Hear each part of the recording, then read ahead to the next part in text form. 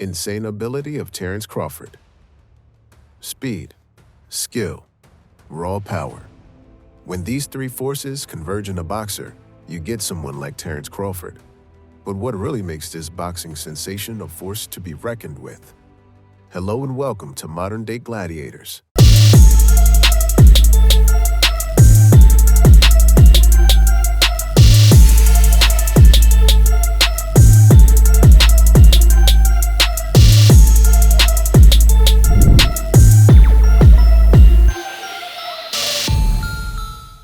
Today, we're going to take a look at one of the most iconic fighters in the ring. Has he reached the same level as Mayweather? Here on MDG, we give our breakdown of Crawford's raw abilities. Let us begin. The city of Omaha, Nebraska, certainly not the U.S. center of boxing glory. And yet, out of its core comes Terence "Bud" Crawford, who confounds expectations and puts Omaha on the map of boxing around the world. When we travel back in time to 2008, we see that Crawford was already on the rise. He didn't, however, become famous instantly. On the contrary, he painstakingly shaped his legend, growing and improving with each bout and year until he became a modern-day boxing legend. He is a titan, not just in stature, but in the number of awards he has received. Terence Crawford has the honor of becoming a three-division world champion. Think back on the year 2014 with me. That riveting showdown with Ricky Burns. In that fight, Bud won the WBO lightweight championship for the first time in his career. The subsequent victories he had over fighters like Gamboa and Beltran cemented his rule before he moved up in weight. The age of super lightweight boxing began, and it was here that Crawford permanently engraved his name into the history of the sport. In 2017, he accomplished a feat that had previously been matched by only Jermaine Taylor in 2005. Bud was one of the only handful of boxers in history, male or female, to ever hold all four major world titles at once. As the featherweight narrative closed, the welterweight one awaited. Crawford, the ultimate victor, had beat Jeff Horn to win the WBO championship. Welterweight champion of the world, Terence "Bud"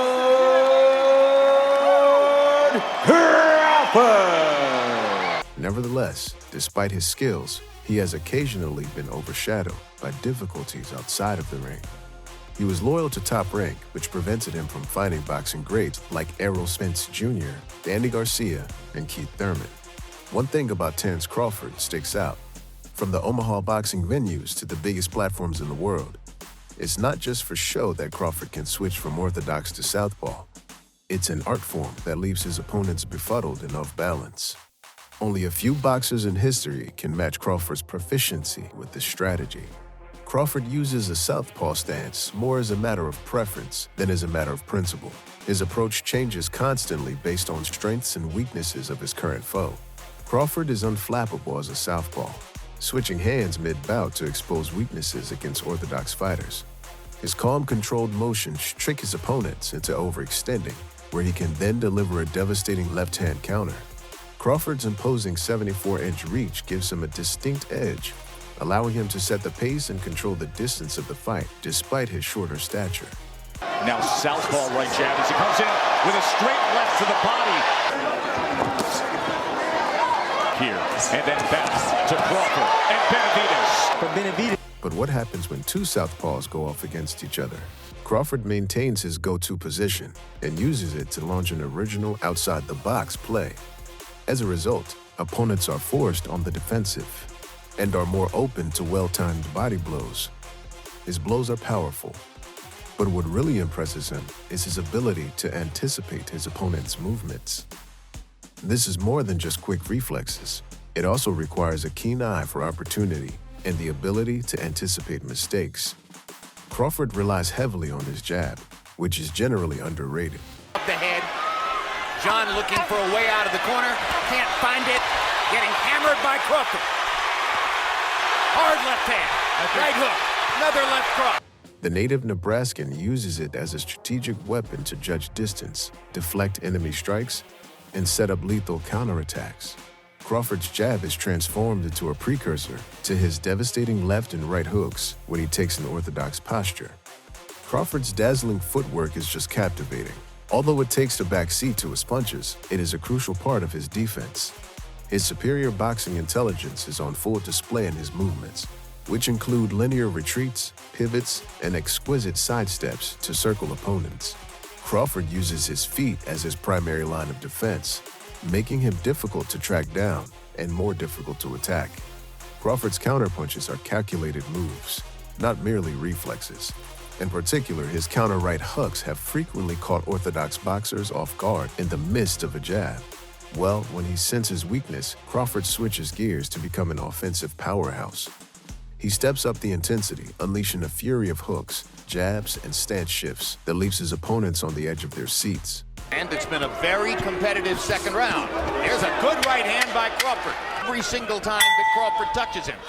In the center of the boxing ring, amidst the unrelenting roars of the audience, each fighter must continually adjust, advance, and outthink their opponent.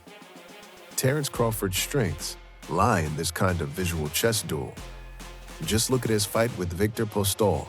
Terence knew full well the danger lurking in letting Postol establish a wide stance and then launching himself forward from them.